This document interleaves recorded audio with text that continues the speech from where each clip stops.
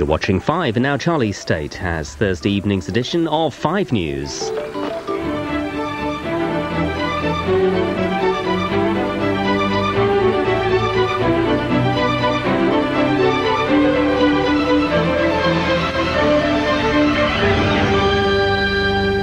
Good evening, it's 7 o'clock, I'm Charlie State. These are the headlines. I'm Saddam Hussein, President of Iraq, defiance from the tyrant on trial. Sean Jenkins' daughter gives tearful evidence to help clear her father of murder. And Wimbledon's new darling, Russia's Sharapova, is through to the final. He looked healthy, he was well dressed, he sounded composed, and his message was defiance. When Saddam Hussein was asked to identify himself in an Iraqi court today, he said, "I am Saddam Hussein, President of Iraq." He said the court was a theatre, that Bush was the real criminal, and he challenged the authority of the judge who sat before him. A far cry from the haggard and unkempt man the world saw months ago. Today was the start of the trial of Saddam Hussein. Once he was Field Marshal Saddam Hussein al-Takriti, President of Iraq. Now he's a prisoner in the dock. For the first time, the man who ruled Iraq, tolerating no dissent, heard the charges he faces. His handcuffs and chains had been undone just moments before he entered the courtroom, where he faced a single Iraqi judge. He argued with that judge. He said he was Saddam Hussein, the legitimate president of Iraq, and questioned the authority of the court. His voice sounded slightly hoarse, he looked tired and much thinner, but he remained defiant. He said, is it possible to raise accusations against an official figure and this figure be treated apart from the official guarantees stipulated by the Constitution and the law? Where is this law upon which you're conducting investigations? This is the pivot of the fundamental subject. Repeatedly during the hearing, he jabbed his finger towards the judge. He said that George Bush was the real criminal, and defending his invasion of Kuwait, he said it was really part of Iraq and that the Kuwaitis were dogs. Saddam refused to sign the charge sheets he was given. He said he wanted his lawyers to be present. Despite his refusal, he was told he faces 7 charges. They are invading Kuwait in 1990, an action that led to war, suppressing the uprisings in Shia and Kurdish areas that followed the war. Saddam's charged with killing religious leaders, killing political opponents, organising a campaign of ethnic cleansing against the Kurds, killing thousands of members of the Bazani clan in the Kurdish region, and gassing the Kurdish citizens of the city of Halabja in 1988. Word of Saddam's court appearance swept around Baghdad. Iraqis watched intently in cafes and restaurants. They've seen their once powerful leader, a man feared by all the population, defeated and then captured by the Americans. Now finally he's on trial, and both the new interim government and the coalition hope his die-hard supporters will give up their campaign of violence. James Bayes, 5 News. Joining me in the studio, Dr. Sahib Al-Hakim, who was imprisoned and tortured under Saddam's regime. Thank you very much for joining us. This has been a very important day for you. Can you describe what it's been like for you watching Saddam in court? It is the happiest day to me. That's what I waiting for a long time.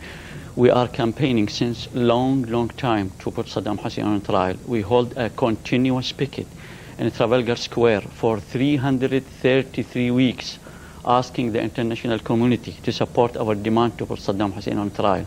Now Saddam in the cage. Thanks God, we are very happy, and we hope that this court will continue to charge him and to punish him as a dictator who killed his people. Now, as we talk now, we're going to show some of the pictures that were seen today of Saddam Hussein in the dock. It's obviously, I can tell from the way you're speaking, it has been a very emotional day for you at this moment. Can you try and describe for people the feelings that you felt when you first saw him? You know, the people of Iraq, which I am in continuous contact with Iraqi people inside Iraq, they want this dictator to be punished. Thousands and thousands of Iraqis have been buried in mass graves, either Kurds in the north or the Shia in the south. Saddam Hussein disappeared thousands of people who have been arrested, but nobody knows where they are. And now the Iraqis saying it is, although too late now, you know, the regime has been formed since 13 months, although it is too late, but now they have seen this dictator in the cage and they hope that they will be punished severely. Tell me a little bit about the way you thought he looked, the way he seemed, the way he behaved. What I am very happy to see that he is humiliated. Nobody was thinking in the past that Saddam Hussein will be in the cage. He was dictator, he was proud of himself, he thinks that he is leader of Arabs. Now he is charged, he is humiliated, dirty, thin, and he is begging. He said, "Excuse me, sir," in Arabic. He is begging the judge to allow him to talk. So he is really humiliated, and we are happy to see him that humiliated. I've read some reports of Iraqi reaction in Baghdad, seeing the pictures, and some people have been suggesting that actually they thought he was being treated too fairly, that the way he appeared, that he wasn't in chains, that they thought that given what he'd done to possibly their friends and their family, they wanted to see him humiliated more.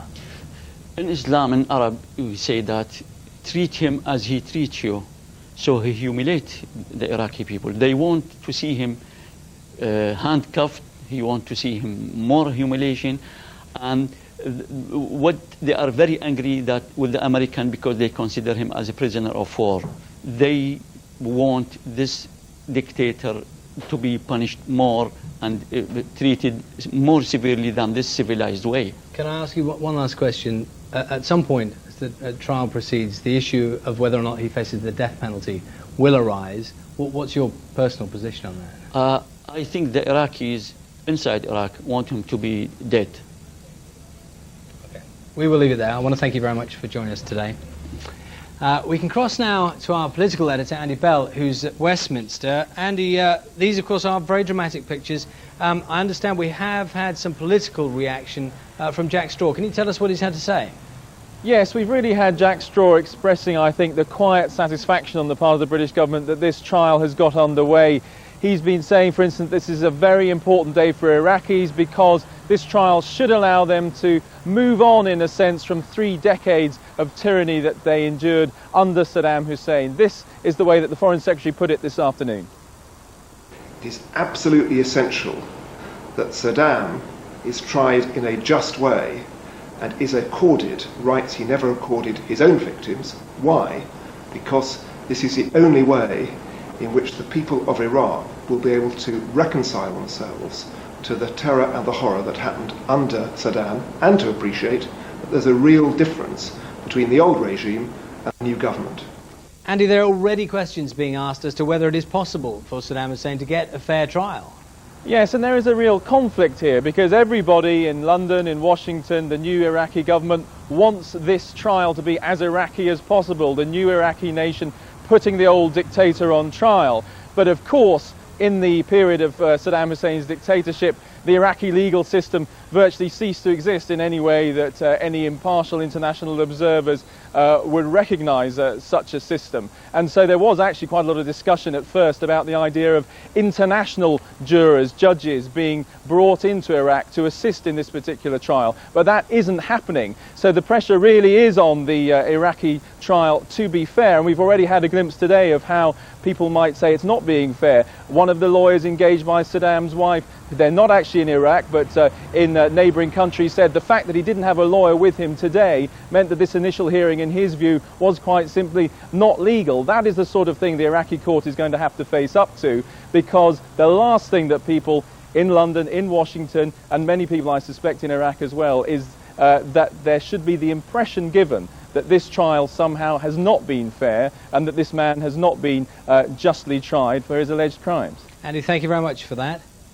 With me in the studio to discuss Saddam's trial is Abdul Bari Atwan, editor of the Arabic newspaper Al-Quds, we spoke last night in anticipation of the events we saw today. Can you give me your impression of the Saddam Hussein you saw in court? Well, actually, I believe it wasn't a good start for the British and the American administration, because actually they promised that it will be a fair trial and Saddam Hussein will have lawyers and it will be some sort of international tribunal. So we see something which is really very, very low-key, very, very basics, and even, you know, it was panicking. It was a panic. For the first, we had a muted voice. Saddam Hussein's voice was not there. It seems they are scared of Saddam Hussein. Even when he is behind the bars, they don't want him to speak. He is, he is a criminal but okay, in any case, the criminal are allowed to express themselves, to defend themselves, but no lawyer to defend him, and he was not allowed in the beginning to actually defend himself. There does seem to be some confusion as to how it was that he appeared in court today without a defense lawyer, and obviously that became the issue. Saddam Hussein himself was saying, I won't answer these questions until I have legal representation. Yes. I'll tell you something. People will compare Saddam Hussein with Slobodan Milosevic in the Arab world. Say, why, for example, Milosevic having this international tribunal and Saddam Hussein is having this, a very, very basic trial which doesn't represent his crimes even. Why we don't have international judges? Why we don't have actually a proper coverage, direct coverage? Why they have to edit his appearance and then pass it, record it to the media all over the world? So I think it was a shamble, to be honest. I was personally shocked. This is the free Iraq. This is the new Iraq. Iraq, it should be a great, brilliant beginning. They should teach us lessons in the Middle East. This is us. We are the civilized world. We are not like Saddam Hussein. We are treated, even our criminal, according to the law, not according to the, just anything cooked in dark in order to justify what's the prejudged. I mean, I think Saddam Hussein prejudged and the sentence already passed. Okay.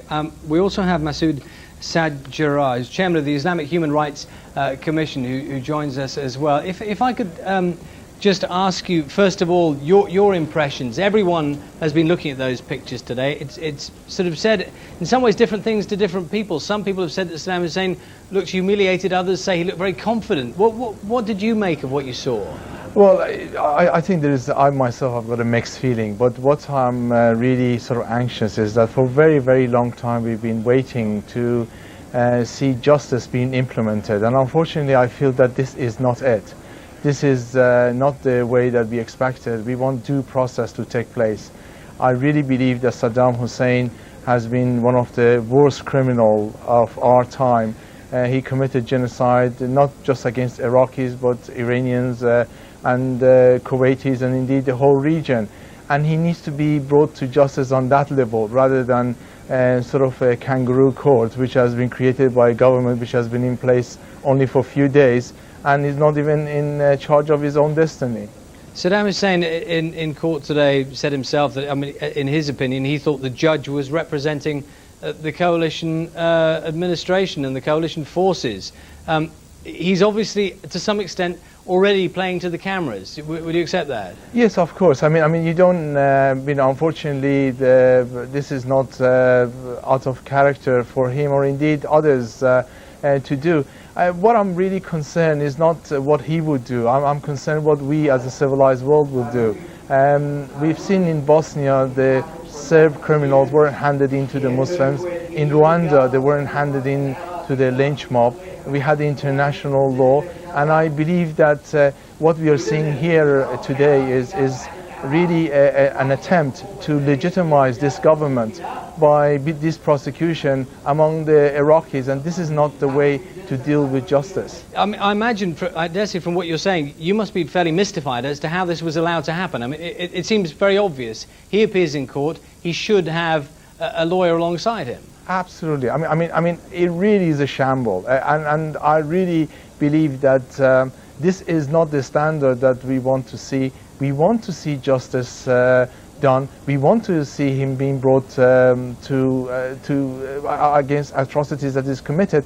But this is not the way to do it. And I'm really shocked that international community, including our own government, is supporting this shamble. Abdul Bari Akpan, can I ask you? I mean, you run a newspaper. Yes, I do. Your lead story tomorrow is what? What is your take on what you've seen? Well, our lead story tomorrow, we have a front page editorial saying that Saddam Hussein emerged the winner out of this shamble, out of this kangaroo court, and we said that he managed to pass several messages to the international community. This is not a fair trial. This is racism even against me. I'm not a war criminal. It seems there is discrimination against Arab law criminal, war criminal. When it comes to European like Milosevic, he is smart and having all these defense and proper courts, international tribunal. Also, the second message we're saying that the man is saying to the Iraqi people, this government is absolutely illegitimate, and you can see what's happening. So I think people are frustrated and actually disappointed with this trial. I'm starting to sense, though, from some of the reaction I've heard coming out of Iraq itself, that there is a difference of opinion in a way. People in Iraq are saying, why bother with a fair trial? We know what he did, get rid of it, sort it out. Whereas elsewhere, everyone is very concerned about the issue of it being a fair trial. Can you see what I mean there? Yes, we can see that. Yes, Iraqi people don't see the trial of Saddam Hussein their major priority. Their major priority is to have law and order, to have economic infrastructure, to have jobs for 70% who are unemployed, to have water, to have electricity. But I'm surprised why, for example, they made this issue, which is a very, very delicate issue, as the major issue of the new government, which handed over the power, got the power just 3 days or 4 days ago. Masood, can I ask you that one as well? It would appear that for the international community, if you like, the fairness of the trial is an enormous deal. Perhaps not so much in Iraq, for Iraqi people themselves. No, that's not surprising. I mean, these people have been at the brunt of the sort of injustices that was dished out by Saddam. But to the rest of us, it's very important to see due process taking place. We really need to have an example for the future. Not only why Saddam needs to be brought to justice, but also how he managed to get away with it for so long. I really think that the rest of us in the world, we need to have many answers questioned. And I'm not surprised that the Iraqis are so emotional about it. And I feel that this is an attempt to use that emotion to legitimize this government by this sort of lynch mob sort of kangaroo court. And Masood, a final thought, if I can, as to when we'll see him next and whether lessons may be learned about how the process is being sort of played out. Well, I mean, they could touch up a bit of here and a bit there, but I really think that the problem is the whole fundamental issue that, a government that is not even able to secure its own streets and, is only 3 days old, should actually take such a task of bringing such a sort of notable war criminal, someone who has committed probably more atrocity in our days than anyone else we know. And I think the answer is really no, and we need to sort of have a complete change and have an international community holding up to be answerable for the crimes that he committed. Masood, thank you very much for that, and also thank you to Abdul Bari Akpan. Thank you for coming in. Now we want to know what you think about Saddam Hussein appearing in court today. This is today's 5 News Club poll. Will Saddam get a fair trial? To vote, call 090 50 20 55 55. Answer yes or no. Your call will cost 25 pence a minute. Also a chance to tell us your views. We'll bring you the final result at the end of our programmes this evening. Here's how the voting looks right now. So far, 45% of you say yes, Saddam will get a fair trial. Majority 55% say no, he will not. Other news now. The teenage daughter of convicted murderer Sean Jenkins wept as she gave evidence at his appeal hearing today. Charlotte Jenkins hopes her testimony will help to clear his name, proving he couldn't have murdered his foster daughter Billie Jo Jenkins 7 years ago. Yet her mother, with whom she arrived at court arm in arm, still believes her ex-husband did bludgeon the teenager to death with a tent peg at the family's Hastings home. She travelled halfway around the world to give the evidence that may clear her father of murder.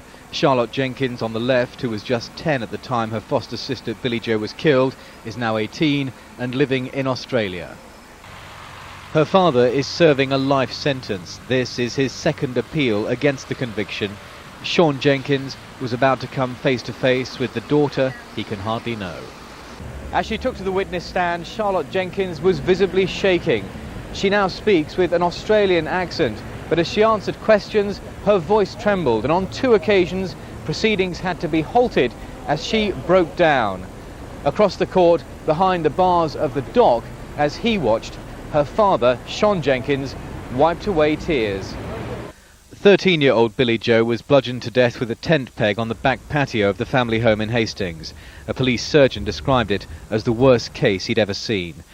At Jenkins' trial, the prosecution convinced the jury he was the killer, a control freak with a violent temper who was only betrayed by hundreds of tiny spots of blood on his clothing that sprayed up as he beat Billy Joe again and again. But Jenkins says he's innocent, that he found Billy Joe's body when he returned from a trip to the DIY store with his daughters Charlotte and Annie, and that an unknown intruder must have attacked after entering via a side gate, a claim that appeared to be backed up by Charlotte, who told the appeal court, "The gate was open. It worried me at the time." Why, she was asked. "Because I thought that was strange," she replied. But Charlotte's evidence was not as conclusive as the defence might have hoped, and prosecution lawyer Mr. Camden Pratt QC decided not to cross-examine her. Charlotte left court with her mother Lois, who gives evidence next week. The defence claims back in 1998 she misled the police and cheated Sean Jenkins of a fair trial. Ben Ando, 5 News. Brits, fed up with their own crime-ridden, expensive, rainy country, are being tempted to trade it all in for a new life in sunny Oz. Worried by a population crisis, the South Australian government has launched a campaign to entice more of us Poms to head down under. What may have once seemed like a pipe dream could, from today, be much easier to achieve. Weary of Britain? Fancy a new start down under? Well, the attractions of South Australia, the sun, the sea, the surf, the good life are now on offer. At the moment, 67,000 Brits go on holiday to South Australia every year, but the state government there wants more of us to stay on permanently. So if you're between 18 and 44 years old, you've got skills, you're qualified, you're in good health, they want to hear from you. From today, the state of South Australia has changed its rules to make it easier for skilled workers to get visas to live there. South Australia is looking to grow its population. Our economic growth has been above the national average in Australia for a few years, but our population is lagging.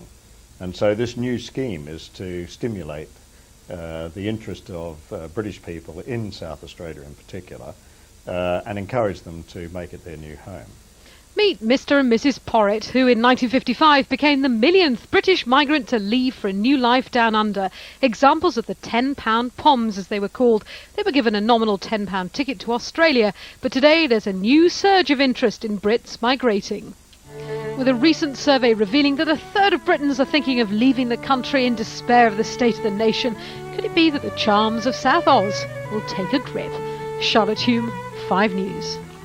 We'll move on to sport now. Wimbledon's centre court has witnessed the arrival of a new star today. 17-year-old Russian Maria Sharapova wowed the crowd and tamed her opponent to reach her first ever Grand Slam final. Sharapova recovered from a set down in her match against Lindsay Davenport to record a stunning win.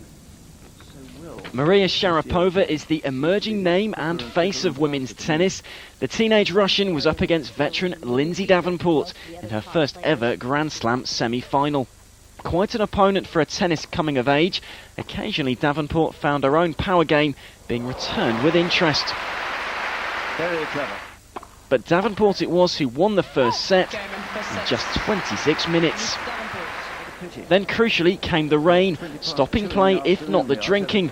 When the weather relented, Sharapova re-emerged reinvigorated. Long-term injury has reduced Davenport's mobility, and now the 17-year-old was exploiting that weakness. Oh, well played. The last Russian to get this far at Wimbledon was Anna Kournikova. The comparisons appear obvious, but Sharapova's game appears to be more than skin deep. It's also a lot louder. She's been criticised for grunting her opponents off their game. Whatever her tactics, they were working as she took the second set to level the match. And the momentum stayed with Sharapova in the decider. The girl who was spotted at the age of 6 by Martina Navratilova was picking off her opponents. She won the final set 6-1. It appeared neither she nor her family could quite believe what she'd just done.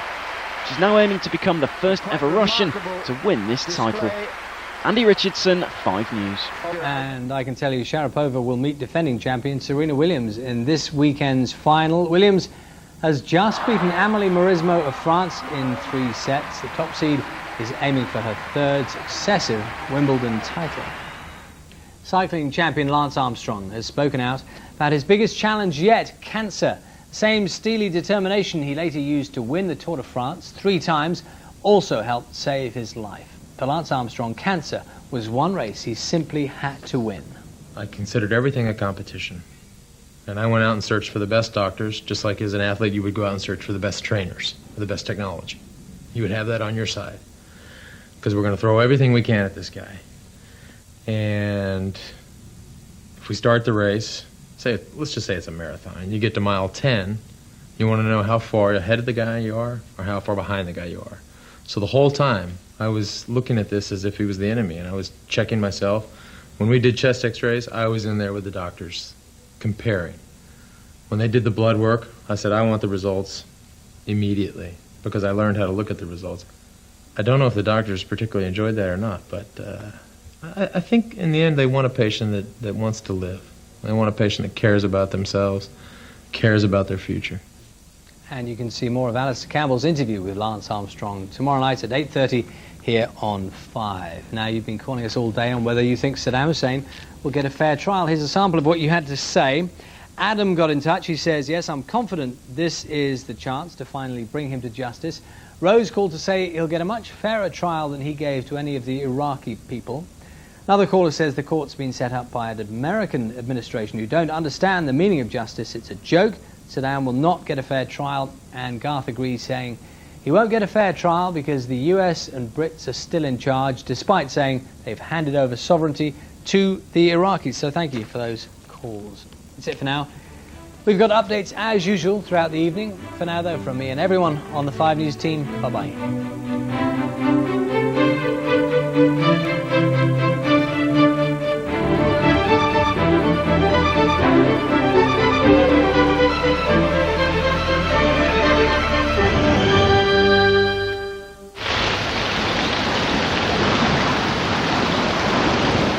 Weather, in association with Birdseye. Hello, good evening. Well, it started off quite promising for the east and the southeast first thing before turning unsettled pretty much everywhere with some blustery showers around, and that's the theme certainly as we move into the weekend as well. So as you can see, plenty of showers moving in across the Atlantic, spreading eastwards, followed by further bands through the southwest and later on through Ireland that are going to spread into western Scotland. So too tonight, well, I think a wet and windy start for central parts of the country, drying up though as that first band initially pushes away eastwards, and then later I think the west will start to feel the brunt of more showers, some of them very heavy and very persistent. Things will dry up temporarily through Scotland and for 1 or 2 parts of the southwest. It's also going to feel very windy tonight, and to tomorrow, well, it'll start off feeling fresh first thing, so really it's a case of more sunshine and showers for all of us. Bright though through some parts of the north first thing, as well as southern coasts, but then more widespread heavy showers as we move into the afternoon, in particular through the northwest, through the west coast of Scotland, as well as Northern Ireland, and highs of around 19 degrees, but feeling a lot cooler in that breeze. So let's take a look at the weekend and beyond, and certainly for Scotland, some heavy thundery showers on their way, and still feeling very cool for the time of year. Similar conditions as well for central parts, sunshine and showers there with highs of around 18 degrees, and again some heavy thundery bursts too for the south, and feeling breezy in highs of 22 degrees. That's it. I'll see you tomorrow.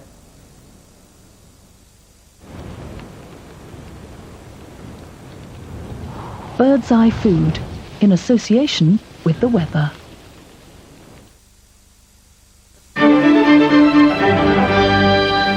It's just gone 8 o'clock. I'm Charlie State. A defiant Saddam Hussein has appeared before an Iraqi judge condemning the legal proceedings against him and calling the US president a criminal. The former dictator is facing 7 charges, including a deadly gas attack that killed thousands of Kurds in 1988. He's expected to be charged with genocide and crimes against humanity, but is so far refusing to cooperate without a lawyer. We want your views in today's 5 News Club poll. Will Saddam get a fair trial? To vote, call the number on your screen now. The call will cost 25 pence a minute. In sport, Greece and Portugal have begun their semi-final clash in the European Championships. Neither team was tipped to reach the final at the outset of the competition. The winner will face host nation Portugal in that final. A short time ago, the score was 0-0. That's it.